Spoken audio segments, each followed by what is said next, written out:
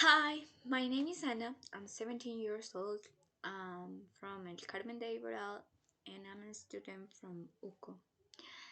I like to paint, draw, and the music. I play the violin, the clarinet, and also I like to read.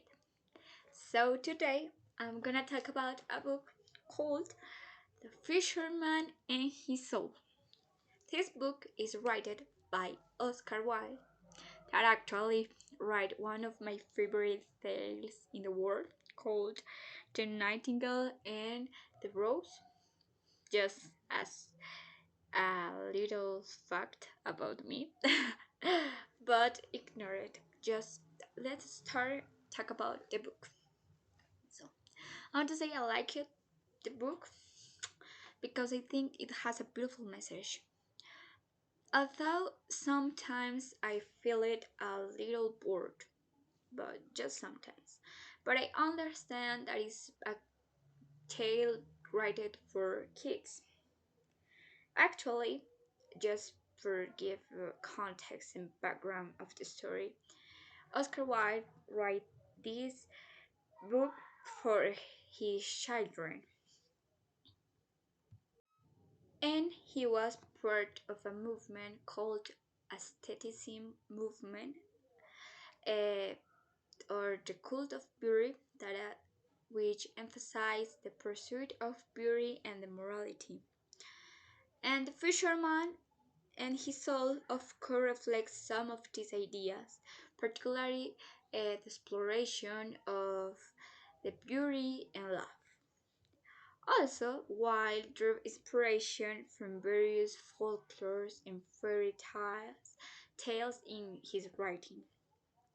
The book shows us traditional fairy tales such as magical creatures like the mermaid and moral lessons that we'll see later. So, the book basically narrates how the fisherman sent away his soul because he fell in love with a mermaid. So he did a lot of things to be with his love. He was blind, a little blind. So he went to a priest, and the priest say like, that is a crazy idea, saying away your soul from you. So the fisherman was blind, say like, you are crazy, not me. So he went to the merchants. Then he went to a witch, and the witch helped him. Before the fisherman went to the witch and she helped him.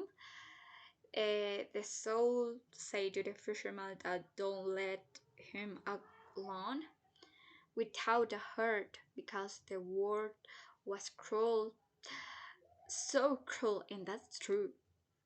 Poor soul. But the fisherman just ignored it. I feel sad for the soul. So the soul left alone. But every year the soul returned to the beach and called the fisherman to tell him every adventure that she had. But the fisherman always say like, I'm with my love and the love is bigger than everything. So the soul went again.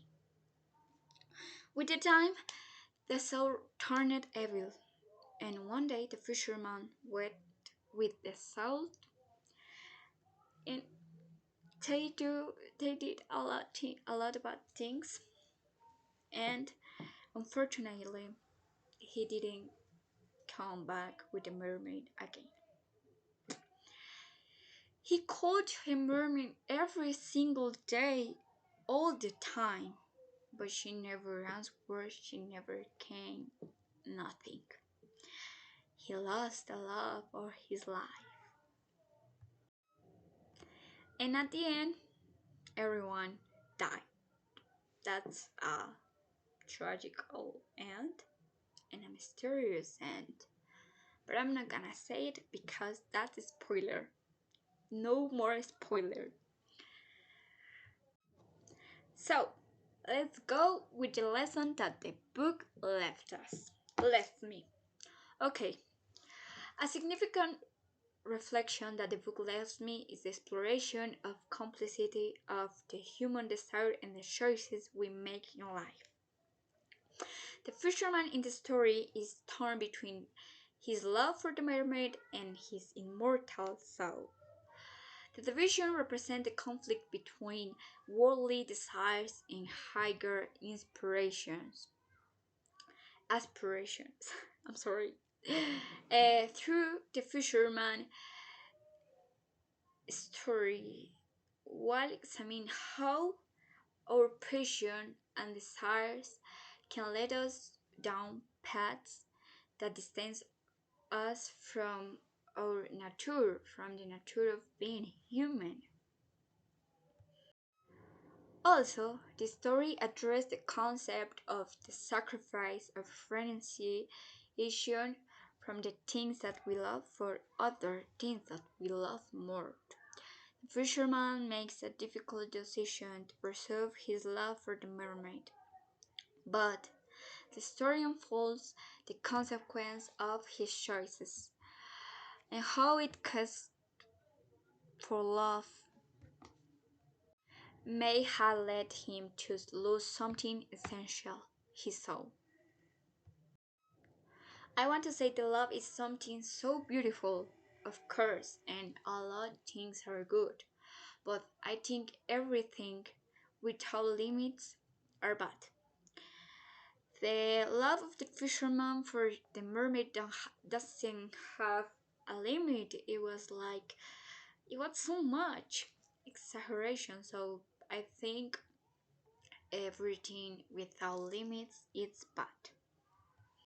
And to end, I want to talk about a character that I don't like. I don't like the attitude from the priest because at the start he said to the fisherman that his soul was something so important, but he didn't explain why the soul was important. So the fisherman, for that reason, I think he don't hear it.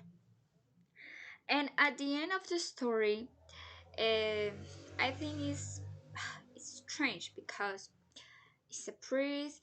He believes in God, God's love, but he judged the fisherman and the mermaid, and I think that's a thing just God can do.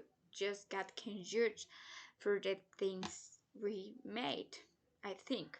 So that is a thing that I don't like for from the priest. It's the only character that I think I didn't like. Also, the fisherman did things that was like what the fuck, but it's the story, and I think it was interesting. So I recommend it. I will read it for my little sister, for chill, for kids. I like it, and that's all. And thank you so much for listening and watch my video. Have a nice day. Bye.